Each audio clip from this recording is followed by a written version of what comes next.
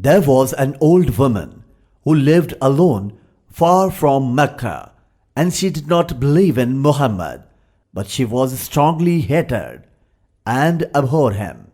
Although she had never seen him, but she had heard from the infidels great deal of lies and defamation.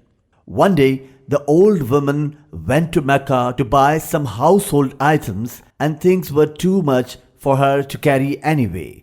She asked many slaves to help her, and she will pay some money, but they all refused until the messenger came to her. She did not know him, and he asked her if she wanted him to help her. The old woman said to him, "Offer me this favor. I am a very old woman. I cannot carry things alone."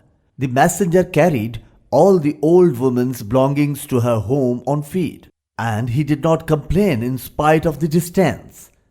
When they reached the house of the old woman, she said to him, "My son, I do not have anything valuable to give to you as wage, but I'll give you an advice. There is a man in Mecca called Muhammad who says that he is a prophet and messenger of God. So do not believe him, because he is liar and all." He said to her, "What would you think if I was Muhammad?" The old woman said, "I bear witness that there is no God but Allah, and I bear witness that Muhammad is the messenger of God." لقد جاءكم رسول من أنفسكم عزيز عليه ما عنتم حريص عليكم بالمؤمنين رؤوف رحيم فإن تولوا فقل حسبي الله لا إله إلا هو عليه توكلت وهو رب العرش العظيم. Two young men came guiding a man from Badr to the council of Caliph Umar bin al-Khattab. May God be pleased with him. Umar asked them, "What is this?" They said, "O Prince of believers, this man killed our father." Umar asked the man if what they said was true. He confessed the killing. Umar asked the two young men how he killed him. They said, "He entered with his camel to our land. Our father scolded him, but he did not listen. Our father threw a stone that hit the head of his camel, and the camel died. Then he took the stone and hit our father in his head, and he died." Umar said, "Retribution." The man said, "O Prince of believers, I ask you by the Creator of heaven and earth to let me go to Badr to see my wife and children for only one night, to tell them that you are going to kill me. Then I'll come back by God, only God and then me to support them." Umar said, "Who will sponsor you until you go to Badr and come back to me?" All the people kept quiet. They don't know his name, neither his home nor his tribe, so how they could take his responsibility? It is sponsorship of the neck to be cut off by sword. Then Umar turned around to the young men and asked them, "Do you forgive him?" They said, "No. The one who killed our father must be killed." Prince of the believers, Abu Dhar al-Ghaffari stood with his honesty and piousness and said, "Prince of the believers, I am responsible for him, even if he is a killer. I have seen signs of believers in him, and I know he is not lying and will come by the will of God." Umar said, "O Abu Dhar, do you think if he is late after 3 days that I'll leave?" Abu Dhar said, "God help me, O Prince of the believers." The man left. Umar gave him 3 nights to prepare himself and say goodbye to his wife and children and arrange their life, and then come for retribution.